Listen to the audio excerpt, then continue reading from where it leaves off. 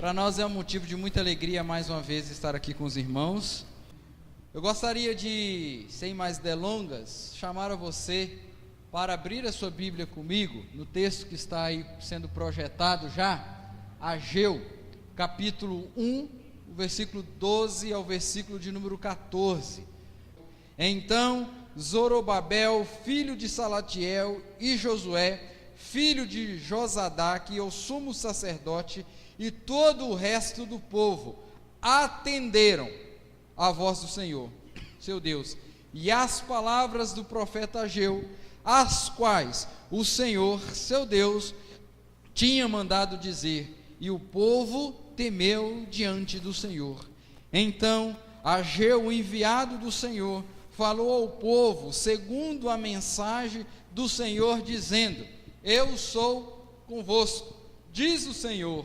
E o Senhor despertou o espírito de Zorobabel, filho de Salatiel, governador de Judá, e o espírito de Josué, filho de Josadaque, o sumo sacerdote, e o espírito do resto de todo o povo. Eles vieram e se puseram ao trabalho na casa do Senhor dos exércitos, seu Deus. Querido irmão, esse texto é um texto que vale a pena você escrevê-lo, em uma folha de caderno, digitar num chamex e colocar bem lá no espelho lá do seu quarto, na geladeira da sua casa, porque esse texto é um texto que vai falar profundamente ao nosso coração. Ele vem de encontro às nossas necessidades, ele vem ao encontro daquilo que eu entendo de projeto de vida para as nossas vidas. Quando a gente olha para um texto como esse, onde o Senhor Deus usa o profeta Ageu para falar essas palavras ao povo, o nome Ageu quer dizer festivo. Nesse momento de festa, nesse momento de alegria, essas palavras soam como algo assim que vai trazer ânimo para a nossa vida, porque se você quiser, porque se você não quiser também, fique aí do jeito que você está, como você está. Porque quando a gente olha para o contexto da igreja brasileira, o contexto cristão que nós estamos vivendo, nós vemos que o pessoal aí, os irmãos de algumas igrejas, eles querem viver de festa, eles querem viverem de bênçãos, querem viver de fato e de verdade de coisas maravilhosas que Deus pode fazer na vida, mas muitos desses não querem ouvir a palavra de Deus. Muitos desses não querem ter um encontro verdadeiro com Deus. Muitos desses não querem saborear aquilo que Deus tem para os seus filhos. E eu falo para você que muitos querem ouvir palavras de bênçãos, querem ouvir palavras que confortam o seu coração, querem ouvir palavras de promessas, de bênçãos, de curas e muito mais. Mas se de fato, de verdade, nós quisermos viver o melhor de Deus para nós, nós temos que compreender aquilo que o Senhor fala para nós aqui, nesse texto que nós acabamos de ler.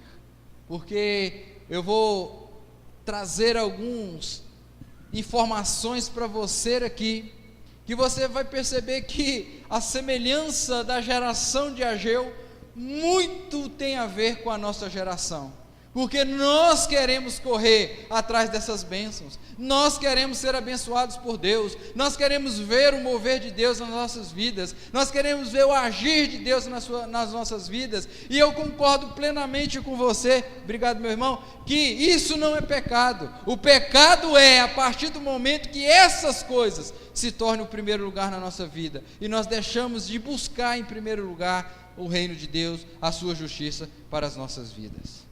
E o povo estava desse jeito, o povo de Israel estava em festa, o povo de Deus aqui de Israel estava em festa, e as ruínas estavam por todas as partes da geografia de Israel. Aquele povo estava desconfortado, eles não queriam nada com Deus, não queriam ter compromisso com Deus. E você vai ver comigo, eu vou mostrar para você que se você na sua casa tiver tempo de ler os primeiros 11 versículos do capítulo 1, você vai ver como esse povo estava distante de Deus, como eles haviam se distanciado da presença de Deus. E em primeiro lugar, eles estavam distanciados da presença de Deus, porque eles consideravam a opinião pessoal deles mais importante do que a opinião de Deus. Eu convido a você a voltar os seus olhos para o capítulo, versículo número 2 do capítulo 1, onde diz assim o texto: assim fala o Senhor dos Exércitos, este povo diz, não veio ainda o tempo em que a casa do Senhor deve ser edificada. Perceba que Deus está falando: olha, é tempo de vocês edificarem, é tempo de vocês reconstruírem a casa de Deus. Mas esse povo aqui diz: não, Deus, isso não, agora não, isso não é a vontade do Senhor, não, eu vou fazer a minha vontade. Eles estavam confrontando, o povo não queria entender a necessidade de restaurar a casa de Deus.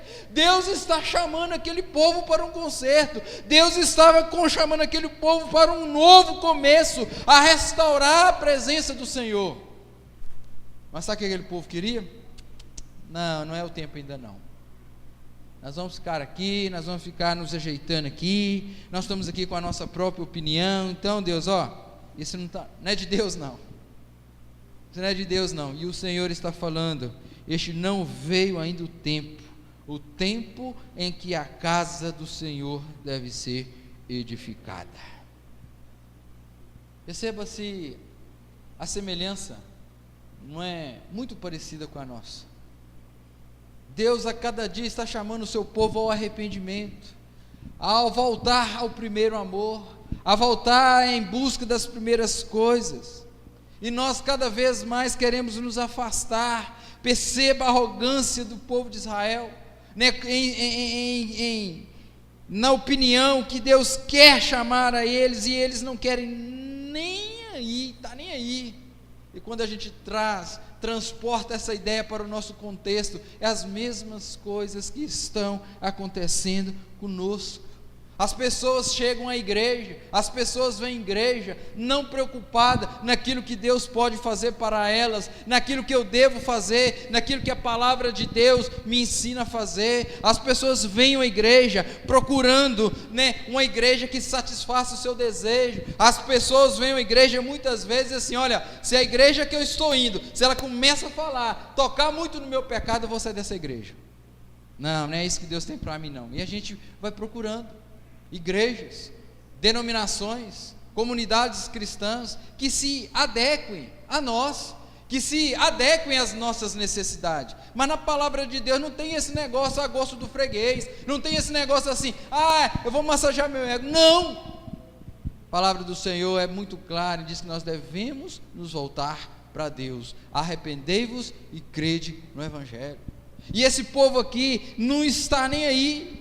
As pessoas têm procurado então a uma igreja que satisfaçam os seus egos, mas não é só isso. O povo de Israel aqui estavam correndo para outros lados também. A opinião deles era mais importante para Deus. Mas uma outra coisa também a gente tem que ver nesse texto aqui, a partir do versículo 4.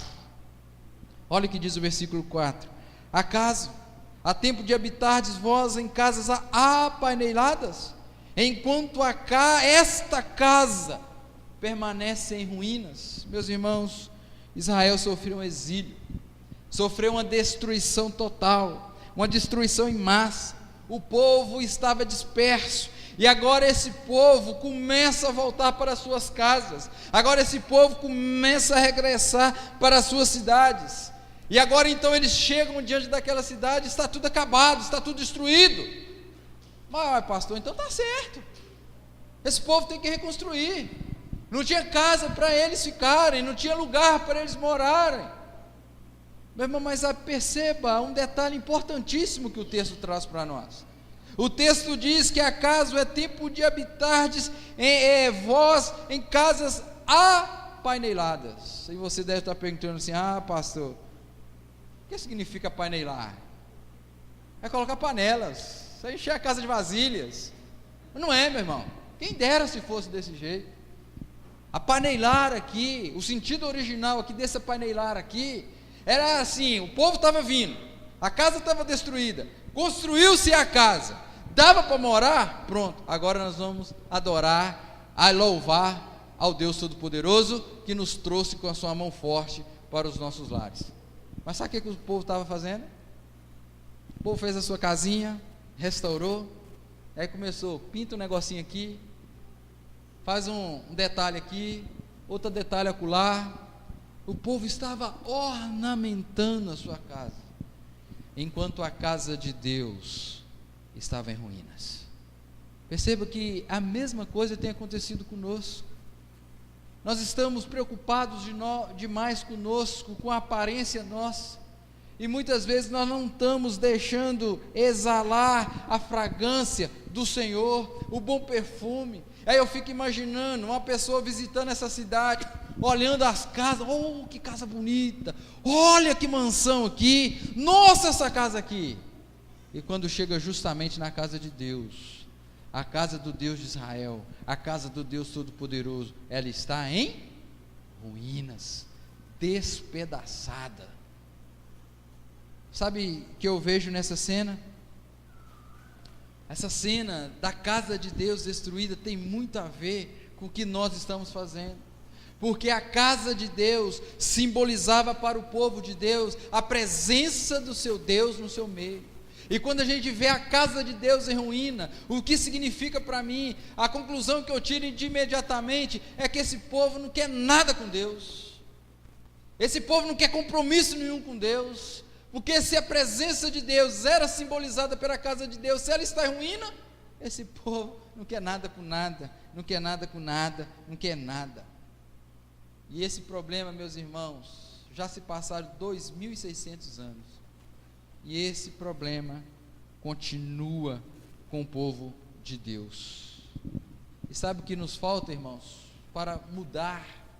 Nos falta justamente o que eu quero chamar a sua atenção para a nossa meditação. Falta a nós apegarmos mais a Deus, falta mais nós voltarmos para a presença de Deus. Nós temos que apegar mais a Deus, e se nós apegarmos mais a Deus, quanto nós apegamos às coisas dessa vida, a nossa vida de crente, a nossa vida de cristã, a nossa vida espiritual vai ser muito melhor. Nós vamos viver um novo tempo, nós vamos ter um novo começo. Por isso eu quero convidar a você a meditar sobre esse tema, apegando-se mais a Deus. Porque no momento que Israel foi confrontado com a palavra de Deus, no momento que Deus revelou-se para esse povo, eles voltaram para o caminho do Senhor. Então eu quero te perguntar a você nessa noite: você quer um ano novo, um novo começo? Sim ou não? Então se apegue a Deus. E a primeira atitude que eu devo ter em apegar a Deus é estar atento à voz do Senhor. E detalhe, imediatamente. Volte os seus olhos para mim, por favor, no versículo de número 12. Então Zorobabel, filho de Salatiel, e Josué, filho de Josadaque, o sumo sacerdote e todo o resto do povo, o que eles fizeram? Atenderam a voz do Senhor. O povo temeu diante do Senhor. Querido, não é a minha voz, não é a voz do pastor Ebert, não é a voz dos presbíteros, não é a voz dos irmãos aqui do grupo de louvor, é a voz de Deus que deve ser atendida imediatamente. Não deixe para amanhã, a hora é agora. Você cantou, vem, essa é a hora da adoração, venha, assim como você está. Deus usou o profeta Ageu para conclamar esse povo, para ouvir a voz de Deus, para voltar para os caminhos do Senhor. E hoje, pela graça de Deus, Deus tem usado homens e mulheres para que você também possa estar atento à voz do Senhor. Se você quer ter um novo ano, se você quer ter um novo começo, você tem que se apegar a Deus. Ah, pastor, eu estou atento à voz de Deus. Mentira, não está. Ah, pastor, eu consigo estar atento à voz de Deus. Meu irmão, nós não conseguimos, nós não sabemos, nós achamos que sabemos, mas nós não damos conta. Estamos apegados às coisas dessa vida, estamos apegados às coisas desta vida, que quando ouvimos o conselho de outras pessoas, que não tem nada a ver com Cristo, que não tem nada a ver com a palavra de Deus, nós seguimos todos eles, e a palavra de Deus muitas vezes nós temos deixado para trás, porque se nós estivéssemos apegados a Deus, nós não iríamos seguir qualquer coisa, qualquer amigo, qualquer colega, nós saberíamos que Deus está no controle de todas as coisas, mas nós não estamos, achamos que estamos, mas não estamos, fazemos isso, acompanhamos outras pessoas, porque muitas vezes esses conselhos, eles nos agradam, eles nos massageiam o ego, é aquilo que eu quero ouvir, e você vai, mas a palavra de Deus muitas vezes, ela não era aquilo que nós queremos ouvir, mas nós sabemos que tudo que Deus tem para nós é bom, é perfeito, é agradável.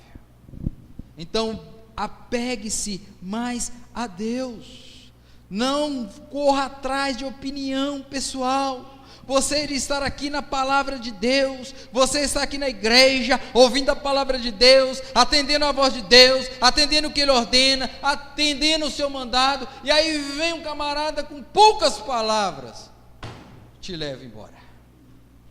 E Paulo, escrevendo aos Coríntios, ele já fala que as más conversações, elas o quê? Corrompem os maus costumes. E nós muitas vezes, aí vem essas más conversações, e dizem, para quê? Para que você vai ouvir a voz do seu pastor? Porque você vai ouvir a voz de Deus, vai viver a sua vida, cara, vai experimentar a sua vida, viver os prazeres dessa vida. Quando nós não estamos apegados a Deus, o que nós fazemos?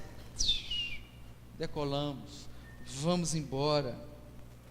O apóstolo Paulo orienta ao jovem Timóteo dizendo o seguinte: evita, Timóteo, os falatórios inúteis e profanos, pois os que deles usam passarão a impiedade ainda maior. Além disso, a linguagem deles corrói como câncer, destrói, desmancha. O grande problema do povo de Israel é que eles estavam ouvindo a si mesmo, eles estavam procurando, ouvindo os outros, e não estavam ouvindo a voz de Deus. A opinião de Deus para eles não era importante. Querido, o nosso problema não pode ser esse, o problema do pastor não pode ser esse, o problema da igreja presbiteriana de Vila Operária não pode ser esse. Nós temos que estar atentos àquilo que Deus tem a dizer para nós. Nós temos que ignorar todas as más conversações, nós temos que fugir, ignorar todo falatório inútil. Se não edifica, meu querido, corta, elimina. Se não vai trazer edificação para a sua vida, estou fora. A palavra do Senhor diz que nós devemos fugir do mal. É esse que o texto nos orienta? A palavra de Deus diz que nós devemos fugir da aparência do mal. Tem muita gente batendo no peito dizendo: eu sou super crente, eu sou super cristão, e vai se envolvendo, e na hora que vê, está no fundo do poço. E a palavra do Senhor nos orienta, meus irmãos, que nós devemos afastar de tudo isso, de tudo que não agrada a Deus, afastar dessas coisas, porque essas coisas corroem como câncer. E se você tem um parente, ou tem um amigo, ou se você já passou por essa enfermidade em sua família, você sabe o que eu estou falando. É de uma hora para outra, ele come, ele leva tudo. Você quer aproximar mais do Senhor? Você quer ter um ano novo, um novo começo? Se apegue a Deus ouvindo o que Deus tem a te dizer. Atenta para o que Deus tem a te dizer. Mas a segunda coisa que eu quero trazer, que eu vejo nesse texto, apegando-se mais a Deus, conforte-se com a presença do Senhor, confiadamente. Você pode falar comigo: pastor, a minha vida está difícil. Eu até ouço a voz de Deus, mas os problemas é tão grande, as dificuldades são tão grandes, pastor, que eu não dou conta de seguir, eu não dou conta de ir. Mas olha o que diz aí o versículo de número 13: então Ageu, o enviado do Senhor, falou ao povo segundo a mensagem do Senhor, dizendo: eu estou convosco. Diz o pastor Herbert, diz a Igreja Presbiteriana do Brasil. É isso que sua Bíblia está dizendo? O que sua Bíblia está dizendo? Diz o Senhor. Então fale para o seu irmão: Deus está com você, meu irmão. Deus está conosco. Isso pode ser até fácil para quem teme a Deus, mas para a pessoa que não teme a Deus, colocar a vida, confiar nesse conforto de Deus é muito difícil, porque a opinião nossa, pessoal, ela está acima da vida espiritual. O povo de Israel estava procurando conforto, estava procurando algo que pudesse confortá-los, e infelizmente o conforto que eles estavam procurando não era o conforto de Deus. Esse povo estava correndo atrás, mas tudo que eles estavam fazendo não estavam adiantando nada.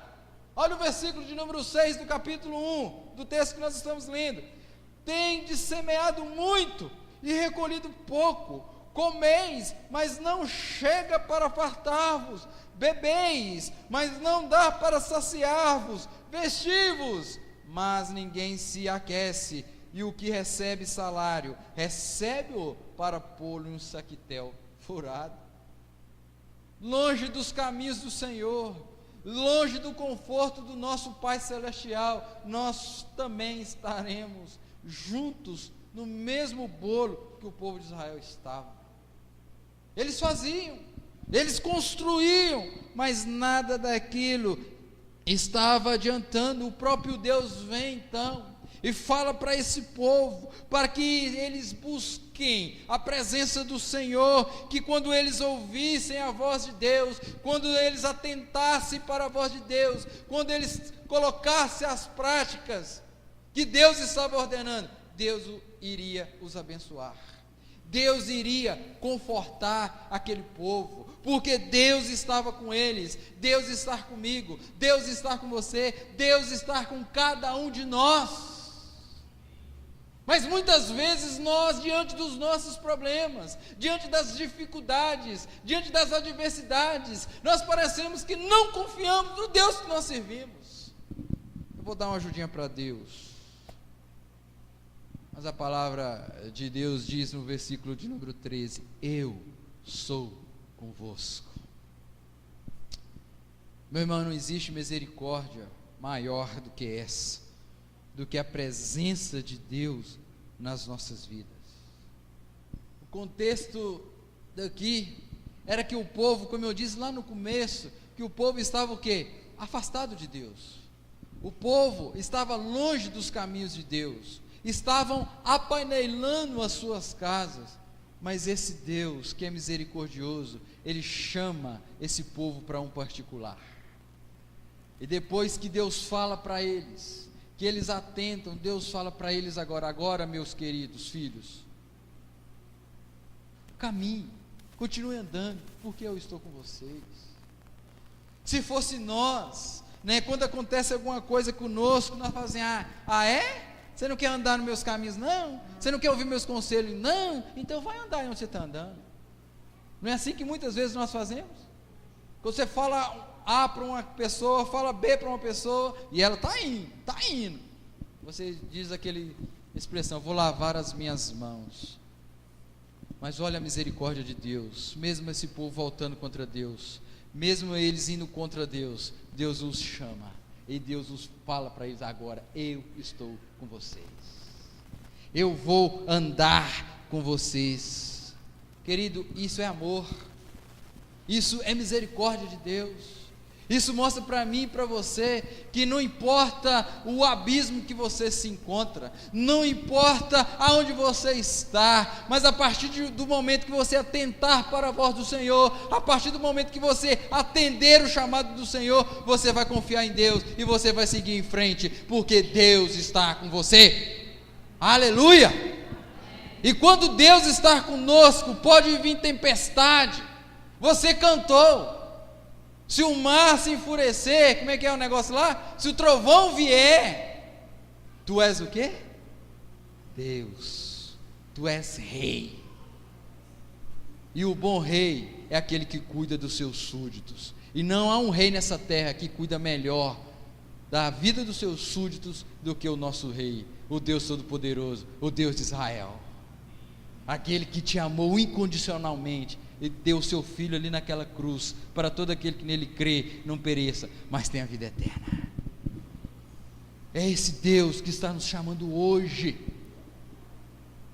para pegarmos mais a Ele, para irmos de encontro a Ele. O verso anterior diz que esse povo atendeu, esse povo temeu diante do Senhor. E quando você anda, quando você estuda a palavra do Senhor, você percebe que o temor do Senhor é o princípio da sabedoria. O autor de Eclesiastes diz: a suma de tudo que você tem ouvido, a suma é temer a Deus. Então teme a Deus, confia em Deus, confia naquilo que Deus pode fazer por você. Porque olha o que a palavra do Senhor diz, em Ageu capítulo 2, versículo 4, olha, você está aí do jeito que você está, você atentou à palavra de Deus, você está temente a Deus, agora é hora de caminhar, agora é hora de seguir em frente, porque olha o que diz o versículo de número 4, ora, pois ser forte Zorobabel, diz o Senhor, e ser forte Josué, filho de Josadaque, o sumo sacerdote, e tu, todo o povo de Israel, ser forte, diz o Senhor, e trabalhai, porque eu estou convosco. Então vamos trabalhar, irmãos, porque nós até poderíamos estar lá, mas agora Deus está nos dando a oportunidade de trilhar um novo caminho, e Ele nos convida na certeza que Ele vai estar com você, aonde quer que você esteja. Terceira e última coisa que eu vejo nesse texto, meus irmãos, que se você realmente quer ter um ano novo, um novo começo, terceira coisa, empenhe-se na obra do Senhor dedicadamente. Porque outrora você estava andando desgarrado, você estava como ovelha sem pastor, mas o Senhor Jesus, Senhor Deus deu a palavra a esse povo.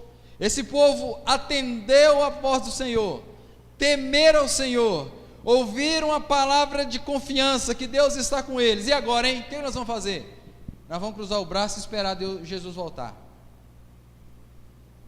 É isso que o texto fala? Não é isso que o texto fala.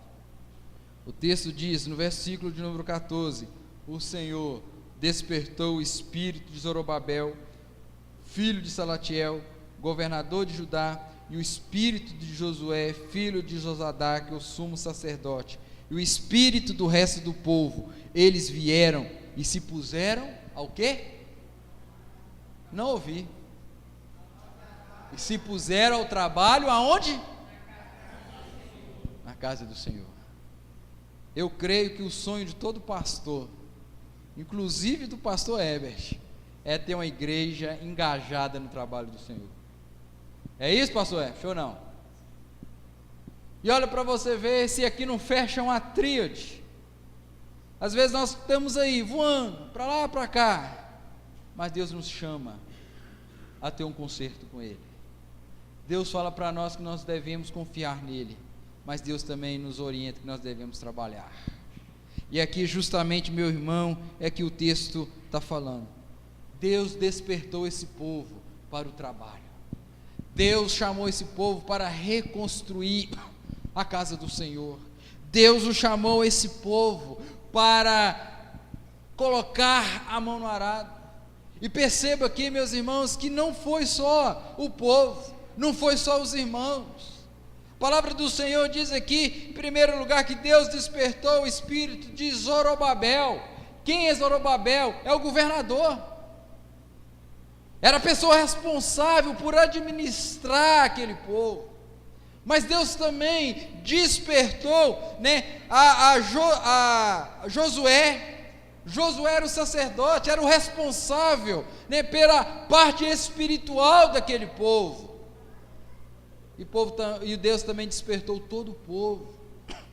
Do que adianta o pastor estar empenhado, né, estar convicto de terminar essa construção, de quebrar essas paredes, fazer um novo templo, mas se a igreja não andar junto com o pastor?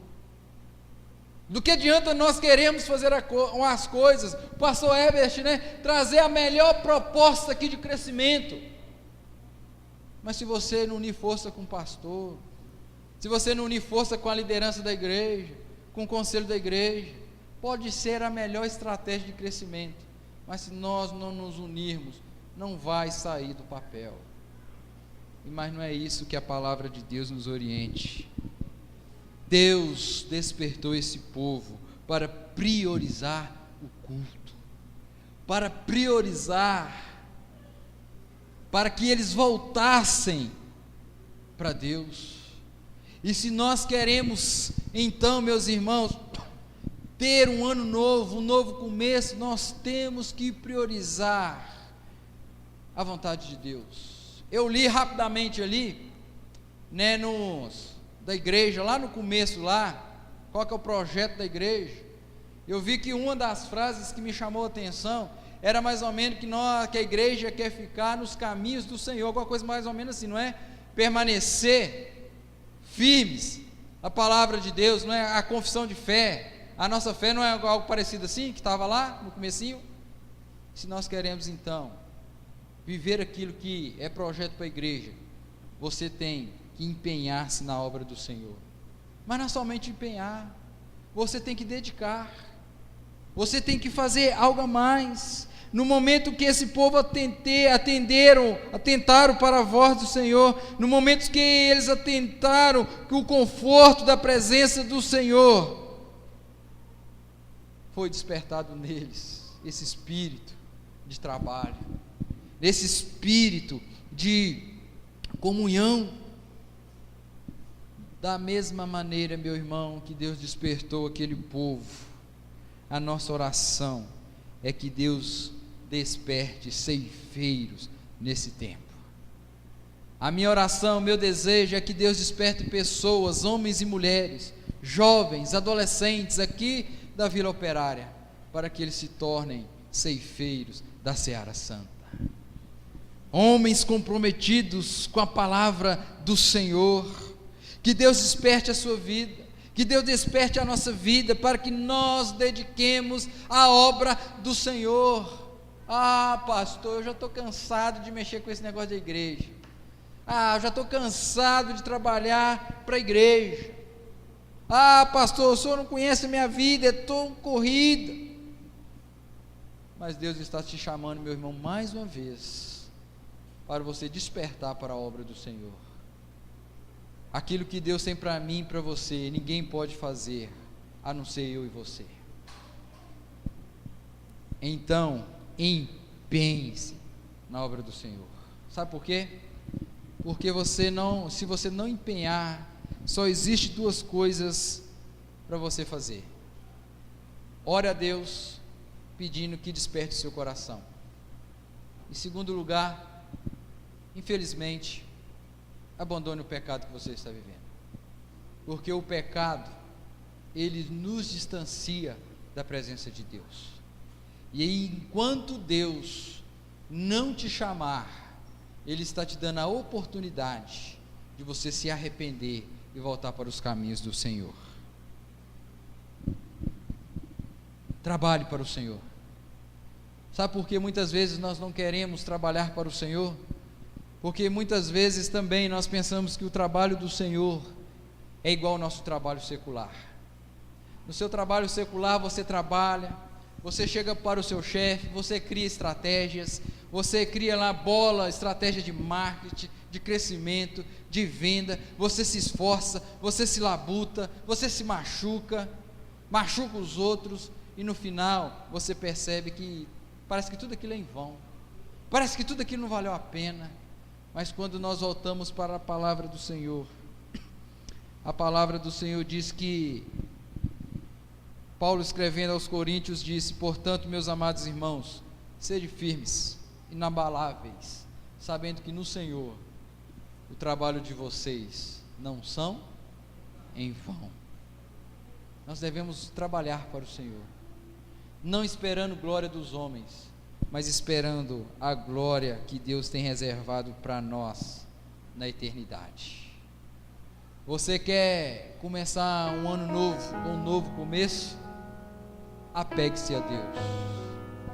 Mas apegar-se a Deus traz algumas atitudes, e a primeira atitude que nós aprendemos é: atenta à voz do Senhor imediatamente. Não espere para amanhã, não espere para o mês que vem, não espere para depois do carnaval. Atenda-se à voz do Senhor imediatamente. Segundo lugar, conforte-se na presença do Senhor, porque se Deus está te chamando, Deus vai te confortar, porque Ele está com você, está com cada um de nós. E em terceiro lugar, empenhe-se na obra do Senhor, porque se você é temente a Deus, você tem certeza que Deus está com você, não há motivo para você ficar de braços cruzados. Atente-se, conforte-se e trabalhe para o Senhor. Sobre a tempestade eu voarei, sobre as águas tu também és rei. Descansarei, pois sei que és Deus.